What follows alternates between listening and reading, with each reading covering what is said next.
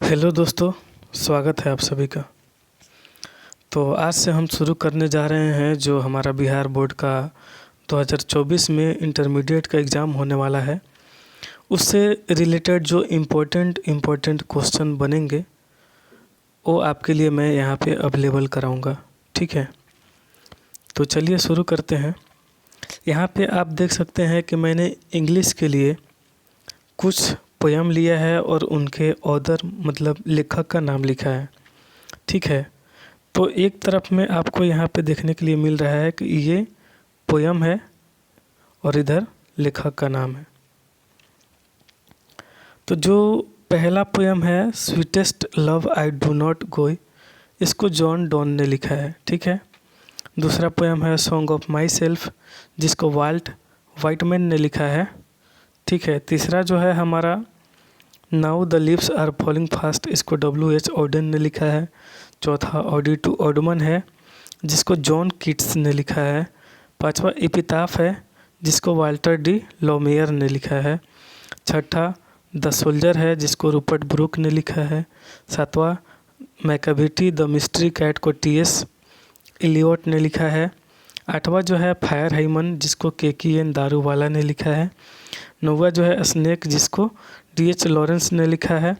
10वां जो है my grand mother's house, जिसको कमला दास ने लिखा है। ठीक है, अगर आप ये एक पेज और एक मैं पेज दूंगा जिसमें कुछ ऑथर का नाम रहेगा और चैप्टर का नाम रहेगा, दोनों पेज को मिलाकर अगर आप याद कर लेते हैं तो आपके एग्ज़ाम में मैं गारंटी बोल रहा हूँ कि आपका 5 नंबर तो कंफर्म है और कुछ ऑब्जेक्टिव में भी क्वेश्चन पूछे जाएंगे।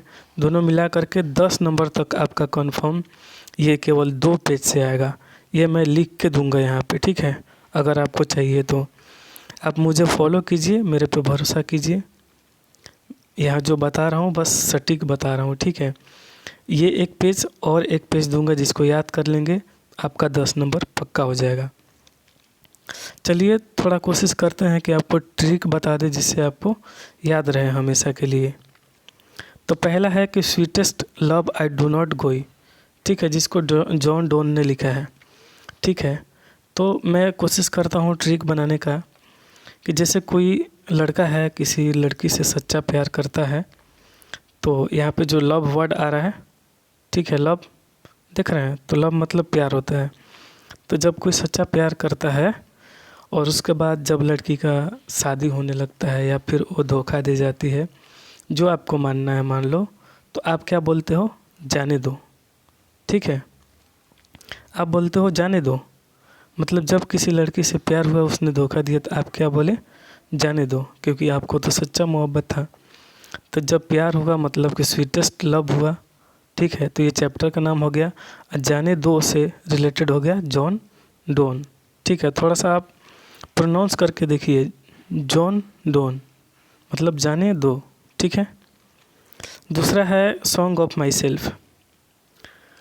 तो क्या है कि सॉन्ग ऑफ माई सेल्फ मतलब सॉन्ग से मतलब गाना हुआ, माई सेल्फ का मतलब खुद का।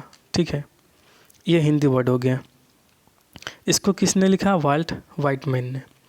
एक बात बताइए कि मतलब कहा जाता है ना कि खुद की शादी में कोई गाना नहीं गाता है, या फिर खुद के मैयत पे या मर जाने पे कोई गाना नहीं गाता है। मरने के बाद लोग कैसा कपड़ा पहनते हैं?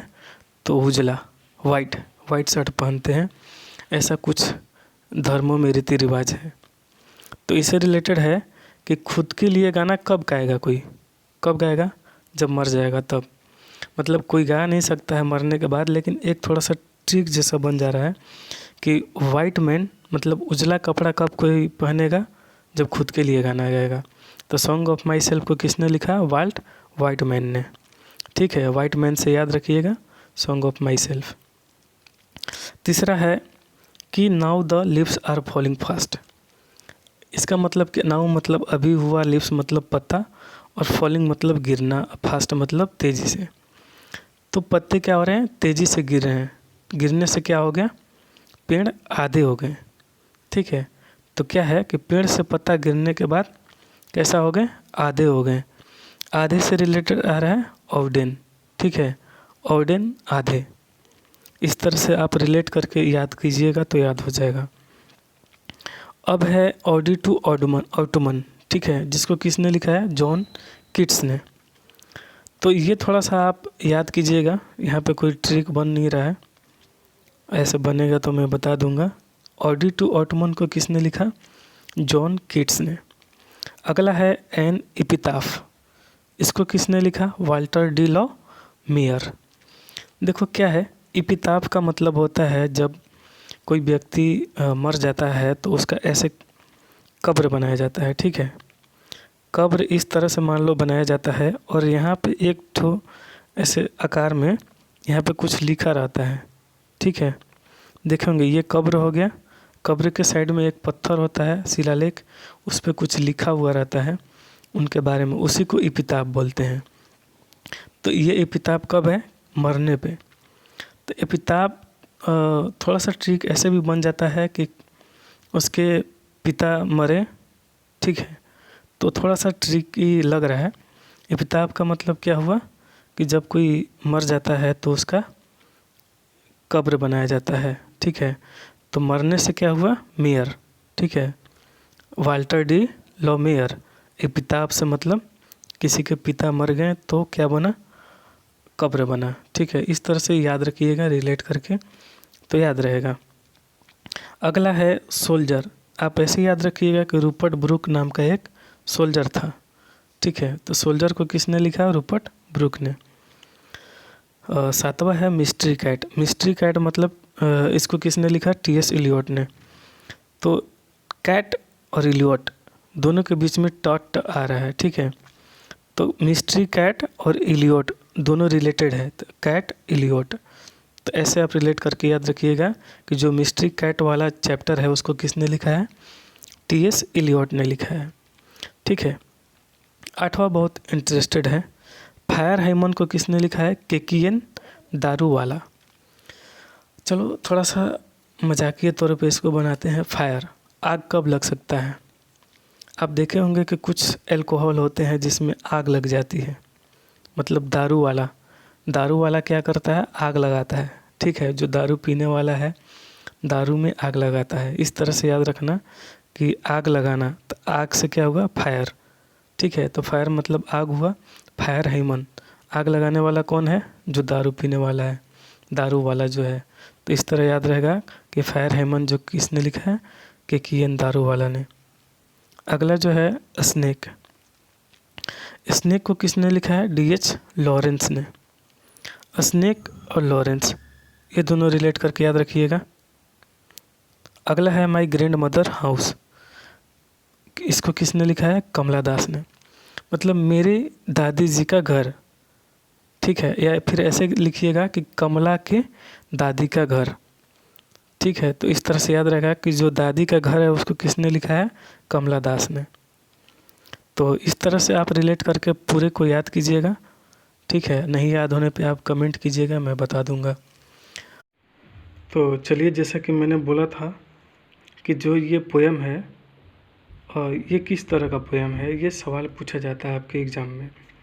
तो आप देख सकते हैं यहाँ पे है स्वीटेस्ट लव आई डोंट गोई, जिसको किसने लिखा? जॉन डोन ने।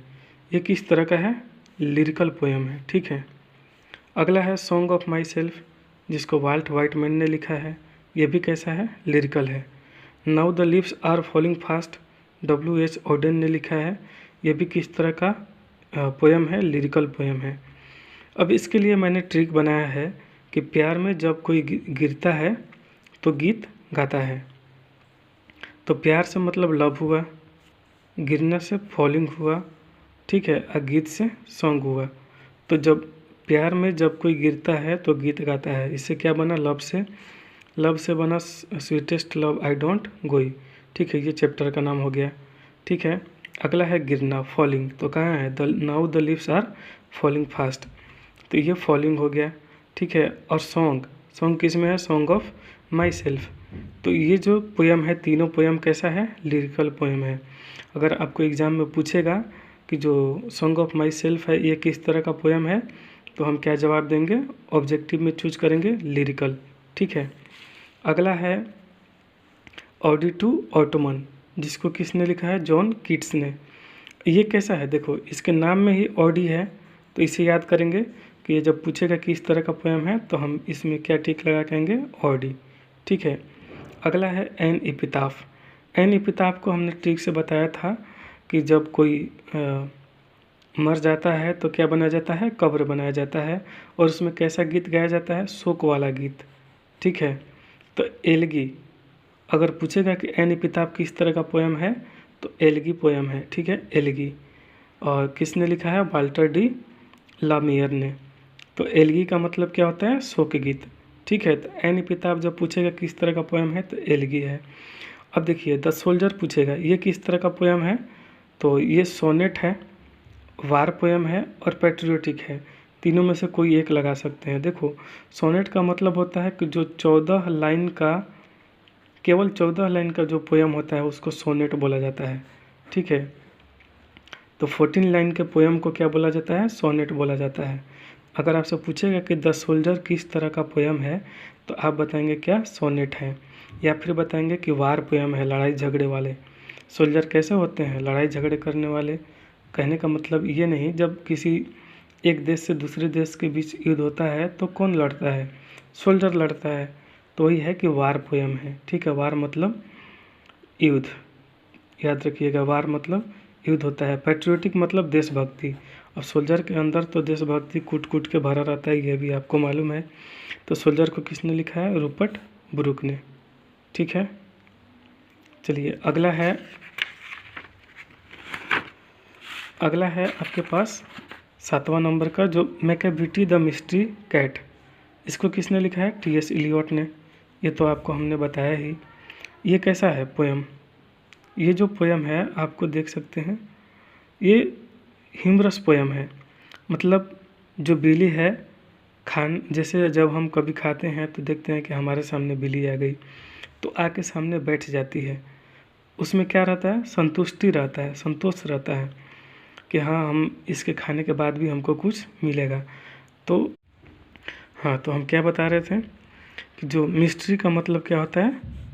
जैसे कि किसी चीज़ को सुलझाना रहता है तो उसके लिए हम क्या वर्ड यूज करते हैं? मिस्ट्री। ठीक है। मतलब पहेली की तरह बोल सकते हैं। तो जो बिल्ली है वो क्या करेगी? संतुष्टि से इंतज़ार करेगी। मतलब जो Macavity the mystery cat chapter है उसको क्या बोलेंगे? ये किस तरह का पोएम है? ह्यूमरस पोएम है। ठीक है। अगला है फायर हेमन।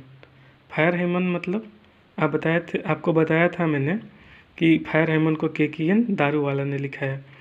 तो देखो कोई धर्म होता है जिसमें शराब को क्या किया जाता है? चढ़ाया जाता है। ठीक है। बहुत सारे धर्म होते हैं जिसमें शराब को देवी देवताओं को चढ़ाया जाता है। तो ये कैसा चीज़ हो गया? धार्मिक हो गया, रिलीजियस पोएम, मतलब कि धार्मिक कविता हो गया। तो जब फायर हेमन पूछेगा कि ये दारू वाला लिखा है, ये कैसा हो गया? धार्मिक पोएम हो गया, रिलीजियस पोएम हो गया। ठीक है। तो जब भी आपको एग्जाम में पूछेगा किस तरह का पोएम है तो आप क्या बोलेंगे? रिलीजियस पोएम है। अगला है स्नेक। स्नेक का मतलब क्या होता है? सांप। स्नेक को किसने लिखा है? D.H. लॉरेंस ने लिखा है। सांप जो है बहुत पुराने हैं। प्रिमिटिव का मतलब क्या होता है? पुराना। तो पुराने ज़माने से सांप चले आ रहे हैं, तो क्या बोलेंगे कि जो स्नेक चैप्टर है वो कैसा है?